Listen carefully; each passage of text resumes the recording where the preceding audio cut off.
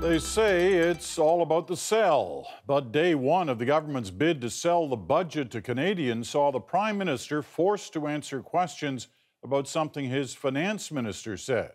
Asked by our Amanda Lang if he was worried one of his budget measures could cost future governments billions of dollars, Joe Oliver dismissed the concern, saying he'd leave it for future generations to clean up.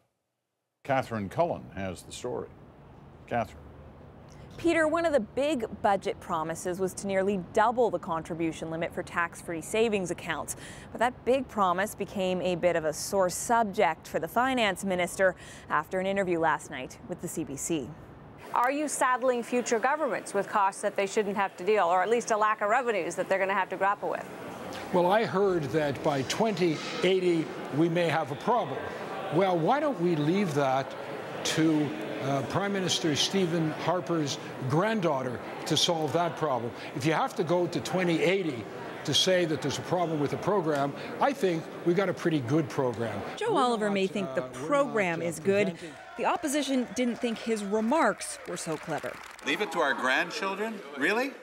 I have grandchildren, and like so many grandparents, I don't want to leave the responsibility for cleaning up the Prime Minister's mess to my grandchildren. Since when does Canada burden our grandchildren instead of building for them? What many economists like about tax-free savings accounts is that they encourage Canadians to save, even when interest rates are low.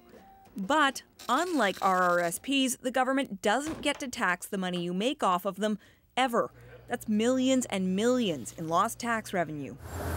On top of that, all the money that Canadians put away won't count as income when they decide to take it out, meaning they could still be getting government payments like old age security, even if they're flush with cash from their TFSAs. The body that looks at the government's financial plan says the financial impact will get bigger for future generations. The fiscal impact will be tenfold over time. Which brings us back to this. Why don't we leave that to Prime Minister Stephen Harper's granddaughter? The Minister of Finance was dismissing a clearly preposterous argument.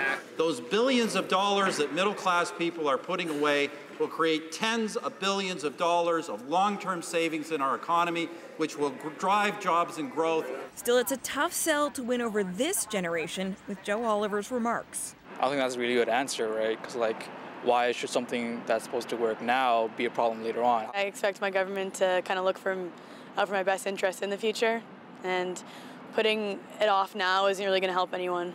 Now, the government probably isn't too happy with Joe Oliver's remarks, but they do like this policy, which, by the way, is particularly popular with seniors who turn out to vote in much greater numbers than young people.